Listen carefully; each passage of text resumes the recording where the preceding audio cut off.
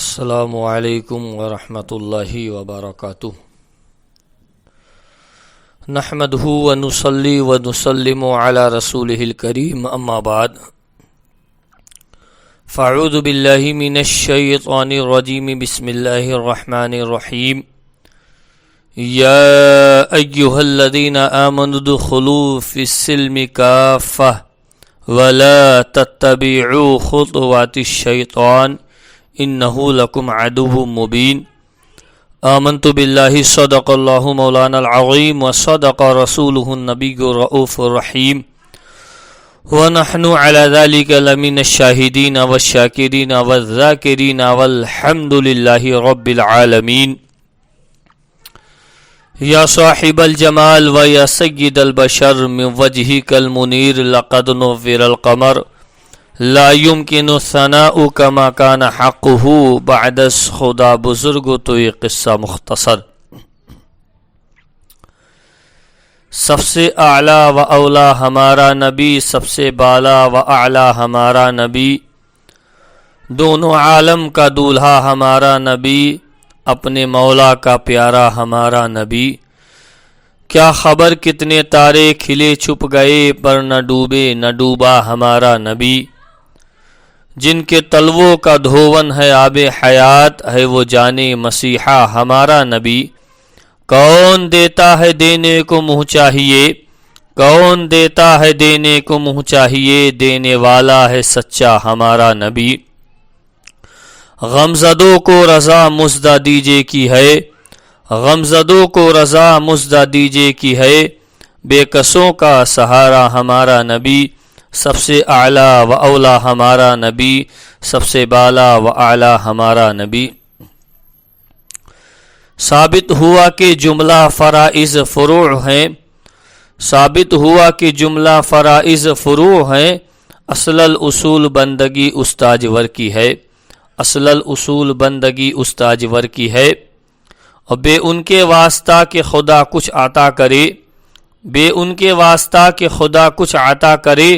حاشا غلط غلط یہ ہوس بے بسر کی ہے، حاشا غلط غلط یہ ہوس بے بسر کی ہے. حاکم حکیم داد و دوا دیں یہ کچھ نہ دیں، حاکم حکیم داد و دوا دیں یہ کچھ نہ دیں. مردود یہ مراد کس آیت خبر کی ہے، مردود یہ مراد کس آیت خبر کی ہے. عزیزان ملت اسلامیہ، برادران اسلام، آئیے ایک مرتبہ کچھ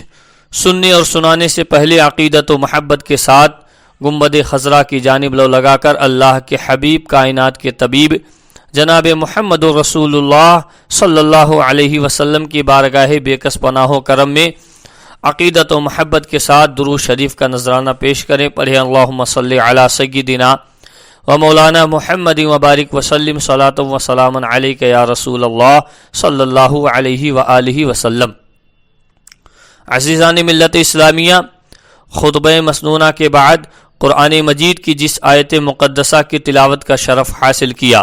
اللہ تعالی قرآن مجید میں ارشاد فرماتا ہے، یا ایہا الذین آمنوا ادخلوا فی السلم کافہ، اے ایمان والو داخل ہو جاؤ پورے اسلام کے اندر. ولا تتبعوا خطوات الشیطان، اور شیطان کی اتباع اور پیروی نہ کرو.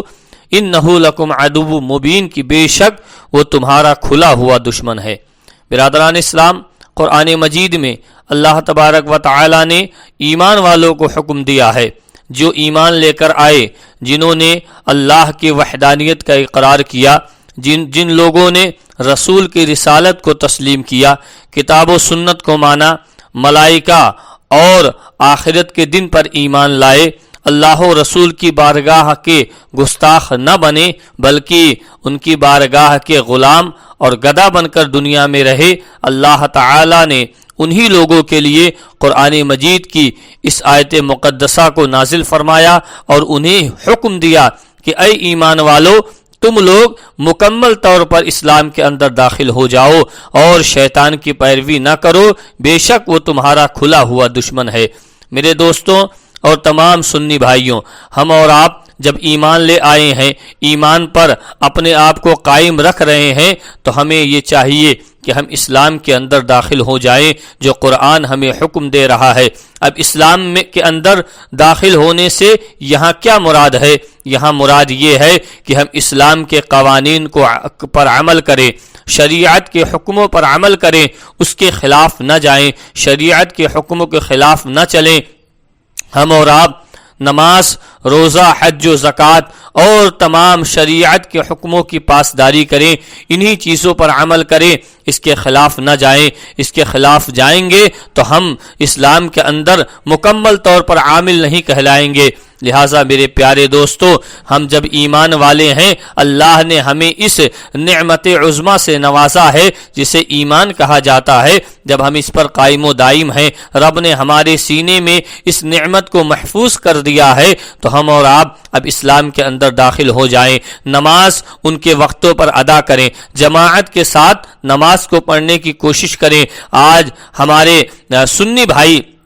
مسلک و مذہب والے، آج ہمارے اندر نمازوں کی بڑی کوتاہی دیکھی جاتی ہے۔ آج نماز وقتوں پر ہم ادا نہیں کرتے، آج ہماری یہ سب سے بڑی کمی ہے، جس کو غیر اور وہابیہ، دیابنا، نزدیہ، روافظ اور دیگر تمام فرقہ باطلہ کے لوگ اس کو ہتھیار بنا کر اور ہمارے سنیوں کو بہکانے میں لگے رہتے ہیں کہ یہ صرف نظر و نیاز پر، محفل و جلوس پر ہی ان کا سارا خیال ہے اور نماز روزے پر ان کا خیال نہیں ہے۔ یہ خیر ان کا باطل اور جھوٹا، یہ گڑا ہوا ایک واقعہ ہے۔ الحمدللہ سنی نماز بھی پڑھتا ہے، سنی روزے بھی رکھتا ہے، سنی حج اور زکوٰۃ کے فرائض کو بھی انجام دیتا ہے، شریعت کے حکموں کی پاسداری بھی کرتا ہے، اس پر چلنے کی کوشش کرتا ہے، مگر میرے پیارے دوستو اس کے باوجود بھی ہم اور آپ نمازوں کی پابندی کریں، اس لیے کہ نماز کسی بھی حال میں عاقل و بالغ مرد و عورت پر معاف نہیں ہے، بلکہ اس پر فرض ہے اور اسے ادا کرنا ہے۔ میرے پیارے دوستو، نماز کیا ہے اور نماز کی اہمیت کیسی ہے؟ نماز کیا ہے؟ میرے آقا ارشاد فرماتے ہیں کہ نماز مومنوں کے لیے معراج ہے، نماز آنکھوں کا نور ہے، نماز دل کا سرور ہے، نماز ہمارے لیے راحت و چین والا ایک سامان ہے۔ جو بندہ نماز پڑھ لیتا ہے، مولا اس کے دل کو اطمینان عطا فرما دیتا ہے، خدا اس کے قلب کو سکون عطا فرما دیتا ہے۔ لہٰذا میرے پیارے دوستو، آپ حضرات نماز کی پابندی کریں، خدا کے واسطے، اس لیے کہ نماز نہ پڑھنا یہ سمجھ لیجئے کہ ہمارے لیے زوال کا وقت ہے، ہمارے لیے یہ تباہی اور بربادی کا سبب بنے گا، اس لیے کہ ہم اور آپ نماز کی پابندی کریں۔ اور نماز کا معاملہ آئیے سلسلے چشت اہل بہشت کے ہمارے ایک بہت مشہور و معروف بزرگ ہیں جن کا نام خواجہ محبوب الہی حضرت نظام الدین محبوب الہی رحمت اللہ علیہ کا ایک واقعہ سماعت کر لیتے ہیں جو میں نے کل رات کو ہی پڑھا ہے۔ کیا آپ کے نماز کے لیے آپ کا کیا عشق تھا، سبحان اللہ! اور اللہ والے ہوتے ہی ایسے ہیں، ان کے لیے تو فرائض و واجبات اور سنن اپنی جگہ ہے، یہ نوافل کو بھی ترک نہیں کرتے ہیں، تبھی تو اللہ تعالی انہیں اپنی بارگاہ میں یہ مقام اور مرتبہ عطا فرماتا ہے۔ ہم یہ تو نہیں ہو سکتے لیکن ان کے غلام ہیں اور ان کے نقش قدم پر عمل تو کر سکتے ہیں۔ لہٰذا میرے پیارے دوستوں، ہم اور آپ بھی انہی بزرگوں کی بارگاہ کا ادب کرتے رہیں اور ان کے ہی نقش قدم پر چلنے کی کوشش کریں، کیونکہ تیرے غلاموں کا نقش قدم ہے راہ خدا، وہ کیا بہک سکے جو یہ سراغ لے کے چلے، وہ کیا بہک سکے جو یہ سراغ لے کے چلے۔ برادران اسلام، حضرت نظام الدین محبوب الہی علیہ رحمت و رضوان ایک جملہ اکثر فرمایا کرتے تھے اور وہ کہتے تھے کہ ہم سے تو دھوبی کا بیٹا ہی خوش نصیب نکلا، ہم تو اتنا بھی نہ کر سکے کہ جو ہے کسی کے عشق میں اس قدر ملوث اور ہو جائیں جو وہ ہوا تھا۔ اور یہ جملہ کہتے کہتے آپ گش کھا کر گر جایا کرتے تھے، یعنی بے ہوش ہو جایا کرتے تھے۔ یہ جملہ آپ کی زبان سے بارہا نکلتا تھا، لیکن جب آپ کی زبان سے اس جملے کو آپ کے مریدوں نے، آپ کے چاہنے والوں نے کئی بار سنا تو ایک مرتبہ آپ کے مریدوں نے پوچھا، حضور آپ یہ بارہا کہتے ہیں کہ ہم سے تو دھوبی کا بیٹا ہی خوش نصیب نکلا اور اتنا کہتے ہی آپ گش کھا کر گر جاتے ہیں، یہ کیا معاملہ ہے؟ جب مریدوں نے اپنے پیر اور پیر کامل سلسلے چشتیہ کے اکابر بزرگوں میں سے جن کا نام شمار ہے سلطان المشائخ حضرت نظام الدین ملت والحق والدین حضور محبوب الہی رحمت اللہ علیہ کے بارگاہ میں جب مریدوں نے یہ بات بار بار پوچھا تو آپ ارشاد فرماتے ہیں کہ تم یہ کہتے ہو کہ میں یہ جملہ کیوں کہتا ہوں، تو سنو، آپ نے فرمایا کہ ایک دھوبی رہا کرتا تھا جس کا کام تھا کہ کپڑے کی دھلائی کیا کرتا تھا، اور اس کا مکان جو وہ شہر کی جو رانی تھی، شہر کا جو محل تھا اس کے قریب میں تھا، اور اس شہر محل کا کپڑا بھی اس کے پاس آیا کرتا تھا، اور یہ اسے دھل کر پریس کر کے تہہ کر کے روزانہ اس محل کے اندر جو وہاں راجہ رانی شہزادی اور شہزادہ رہتے تھے ان کے یہاں پہنچا دیا کرتے تھے۔ اسی عصرے میں اس دھوبی کے یہاں ایک لڑکا بھی تھا جو بچہ جوان ہو گیا۔ جب بچہ جوان ہوا تو ماں باپ نے اسے بھی کپڑے دھلنے کے کام پر لگا لیا کہ یہ بھی ہمارا کام میں ہاتھ بٹائے گا، لہٰذا وہ بچہ بھی کپڑے دھلنے کے کام پر لگ گیا۔ برادران اسلام، وہ کپڑا دھوتا، ایک دن اسے معلوم پڑا کہ ہمارے یہاں جو کپڑا محل سے دھلنے کے لیے آتا ہے اس میں ایک شہزادی ہے جو بنا شادی شدہ کے ہے، اس کے کپڑے بھی اسے دھلنے کے لیے ملتے تھے۔ اس کپڑے کو وہ دھوبی کا بیٹا دھلتا، اور دھلتے دھلتے یہ تصور کرتا، اور تصور کرتے کرتے اندر ہی اندر نہ دیدار عشق، یعنی بنا دیدار عشق کے، بنا اس شہزادی کو دیکھے ہوئے وہ دھوبی کا بیٹا، وہ دھوبی کا لڑکا، اس کے دل میں اس شہزادی کی محبت سما جاتی ہے، وہ اس سے محبت کرنے لگتا ہے۔ برادران اسلام، جب وہ محبت کرنے لگتا ہے تو اس کے کپڑے دھلنے کا انداز ہی بدل جاتا ہے۔ وہ اس شہزادی کے کپڑے کو بہت سکون اور بہت ہی احتیاط کے ساتھ دھوتا اور خوب اچھے سے پریس کرتا، اور اس کے بعد اس کپڑے کو تہہ کر دیتا، اور تہہ کرنے کے بعد پھر وہ محل کے اندر بھیج دیا کرتا تھا۔ اس کے بعد یہ لڑکا جب اس معاملے میں مبتلا ہو گیا تو اس کے ماں باپ کو یہ خبر لگی کہ بچے کا رویہ کچھ دن سے تبدیل ہو گیا ہے، بچے کا رویہ کچھ دن سے بدل گیا ہے۔ ماں نے اس پر نظر رکھنا شروع کیا، آخر کار اسے اس معاملے کا پتہ چل گیا۔ اس نے اپنے شوہر سے، دھوبی سے کہا کہ تمہارا بیٹا ہم سب کے خاندان کی جان لے گا، یہ ایسا ایسا کارنامہ کرنے لگا ہے۔ دھوبی نے جب سنا تو اس کے پیروں تلے زمین کھسک جاتی ہے۔ اس نے اپنے بیٹے کو یعنی کپڑے دھونے کے کام سے ہٹا دیا اور کہا تو آج سے یہ کام نہیں کرے گا بلکہ کوئی اور کام کر لے۔ میرے دوستو، جب بیٹے کو کپڑے دھونے سے ہٹا دیا گیا تو وہ بچہ بیمار ہو جاتا ہے۔ وہ دھوبی کا لڑکا بیمار ہو گیا اور اسی بیماری کے عالم میں وہ فوت ہو گیا، یعنی اسے موت آ جاتی ہے، وہ مر جاتا ہے۔ اس کے بعد بھی محل سے کپڑے آنے کا سلسلہ شروع ہے، لیکن کچھ دن جب کپڑے آئے اور آنے کے بعد دھل کر محل میں گئے، اس شہزادی نے، محل کی رانی نے دیکھا تو کہا یہ کپڑے تہہ کرنے کا انداز بدل کیسے گیا ہے، یہ کیا معاملہ ہے؟ الغرض کے شہزادی نے اس دھوبن کو بلایا اور بلانے کے بعد پوچھا اچھا یہ تو بتاؤ کہ میرے کپڑے کون دھوتا ہے، میرے کپڑے پریس کون کرتا ہے، میرے کپڑے تہہ کون کرتا ہے؟ وہ دھوبن نے کہا میں ہی کرتی ہوں، یہ سارا کام میرے ہی ذمے ہے۔ اس شہزادی کو اس پر اعتبار نہ ہوا، اس نے کہا اچھا یہ کپڑے ہیں، تہہ کر کے دکھاؤ۔ جب اس نے تہہ کیا تو وہ الگ ہو گئی، جو اس کا بچہ تہہ کرتا تھا وہ الگ انداز سے کرتا تھا، دھوبن نے کیا تو الگ انداز سے کیا۔ اس شہزادی نے کہا تو جھوٹ بول رہی ہے، یہ تو نے نہیں کیا ہے، بتا یہ کون کرتا ہے؟ جب شہزادی نے اس کو زیادہ ڈرایا اور دھمکایا تو اس نے اصلیت کو قبول کر لیا اور اصلیت کو اس کے سامنے ظاہر کر دیا۔ برادران اسلام، جب شہزادی نے اتنا سنا تو کہا کہ ایک شاہی سواری تیار کی جائے۔ شاہی سواری تیار ہو گئی اور اس نے ٹوکرے میں پھول لیا اور لے جا کر اس کے مزار اور قبر پر وہ چڑھا کر آئی، اور تاریخ میں آیا کہ ہر سال وہ اس کے مزار پر اس کے انتقال کے دن پر جا کر ایک ٹوکری پھول چڑھا کر آیا کرتی تھی۔ اس واقعے کو حضرت محبوب الہی رحمت اللہ تعالی علیہ کے سناتے ہوئے فرماتے ہیں اگر شہزادی سے محبت ہو جائے تو کپڑے کا انداز بدل جاتا ہے، کپڑے کے تہہ کرنے کا انداز بدل جاتا ہے، تو ہمارا رب محبت سے پڑھی گئی نماز اور پیچھا چھڑانے کے ارادے سے پڑھی ہوئی نماز کو کیوں نہیں سمجھتا ہے؟ آگے حضرت محبوب الہی فرماتے ہیں وہ دھوبی کا بچہ اس وجہ سے کامیاب ہے کہ اس کی محبت کو قبول کر لیا گیا، جبکہ ہمارے انجام کا کوئی پتہ نہیں، قبول ہوگی یا ہمارے منہ پر مار دی جائے گی۔ اللہ جس طرح ایمان، نماز، روزہ کا مطالبہ کرتا ہے، اسی طرح رب ہمارا محبت کا بھی تقاضا کرتا ہے۔ جو کوئی مستحب نہیں، فرض ہے، مگر ہم غافل ہیں،